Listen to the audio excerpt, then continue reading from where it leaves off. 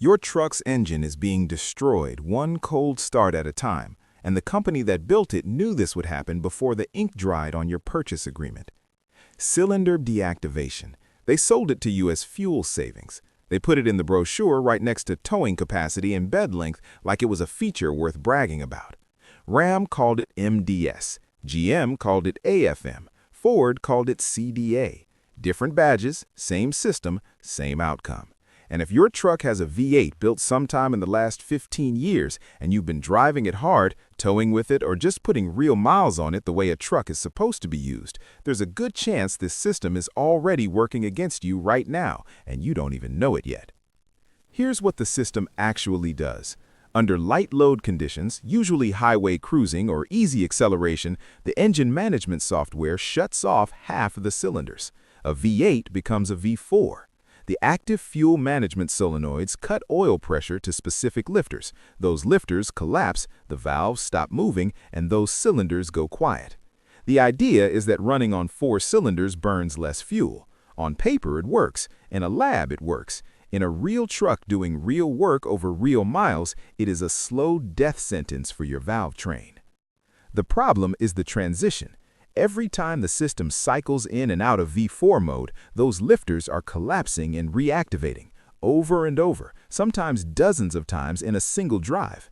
And the oil pressure required to keep those lifters functioning correctly has to be perfect every single time.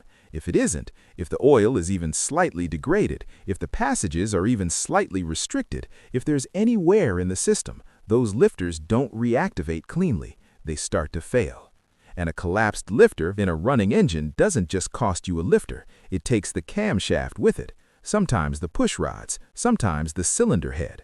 What started as a fuel economy feature turns into a $4,000 repair that the dealership will tell you is normal wear. Mechanics have been seeing this for years. Shops that specialize in GM trucks will tell you the AFM system is the single most common reason a high-mileage 5.3 comes in on a flatbed. The failure pattern is consistent. Somewhere between 80,000 and 150,000 miles, sometimes earlier, the lifters start ticking. The owner notices the noise and hopes it goes away. It doesn't go away.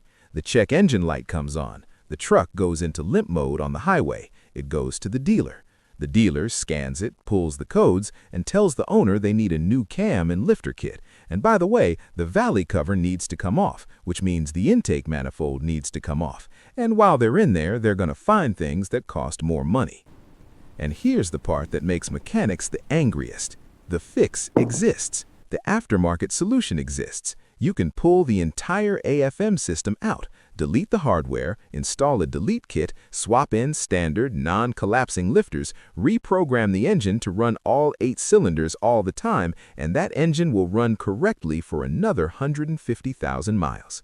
Mechanics know this. Truck owners who do their research know this. The problem is that on newer trucks, the software fights you. The ECU is designed to detect the absence of the AFM system and throw codes. In some cases, it will derate the engine. On trucks still under warranty, doing this delete voids coverage immediately. And in emissions-compliant states, modifying the engine management software to disable a factory emissions-adjacent system is technically a violation of federal tampering regulations under the Clean Air Act, even if the system itself has nothing to do with exhaust emissions. They tied the hands of owners and mechanics, using regulations as the rope. That's not an accident. That is the entire design. They built a system they knew would fail, surrounded it with software protection, wrapped it in warranty language, and pointed you directly to the dealership when it breaks. Every failed lifter set is a controlled transfer of money from your pocket into the service department. This is not about fuel economy. The real-world fuel savings from cylinder deactivation on a truck that's towing, hauling, or climbing a grade is negligible. The system only works under the specific low-load conditions that a working truck rarely operates in for long. They knew the savings were marginal. They knew the failure risk was real. They built it anyway. And while you're paying for that repair, they'll offer you a new truck, one with an even more complex system, A 10-speed transmission, turbocharged V6 replacing the naturally aspirated V8, cylinder deactivation still present, start-stop system hammering the starter and flywheel on every red light, and a warranty that runs out right around the time everything starts falling apart. The cycle is designed. The customer is the product. This is why mechanics who've been turning wrenches for 30 years aren't driving new trucks. They're driving 2002 Silverados with the old iron block 5.3. They're driving first-gen Cummins that have been on the road since 1989 and will outlast everything in the current showroom. They're driving carbureted Chevy pickups that have never seen a scan tool and never will, not because they can't afford new, because they understand what they're looking at. A simple engine controlled by mechanical systems that any competent human being can diagnose, repair, and rebuild on a gravel driveway with hand tools is not a downgrade. It is freedom. It is ownership in the truest sense of the word. You can work on a 12-valve Cummins with basic tools and a service manual. You can diagnose a carburetor with your eyes and your ears. You can replace every component in a pre-OBD pushrod V8 with parts available at any parts store in America, without plugging in a computer, without calling a dealership, without paying someone $180 an hour to read a code and charge you for the scan. Those trucks are not obsolete. They are the last vehicles that were genuinely owned by the people who bought them.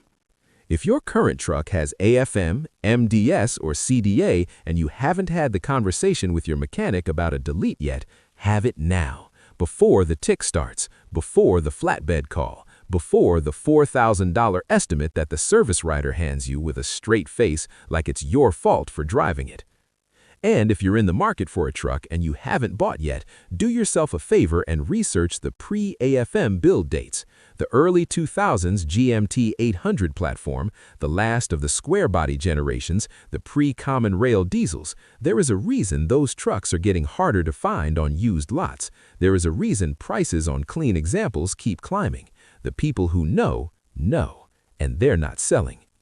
What's your story with this system? Did you take the hit or did you delete it before it got you? Drop it in the comments because I guarantee you're not alone.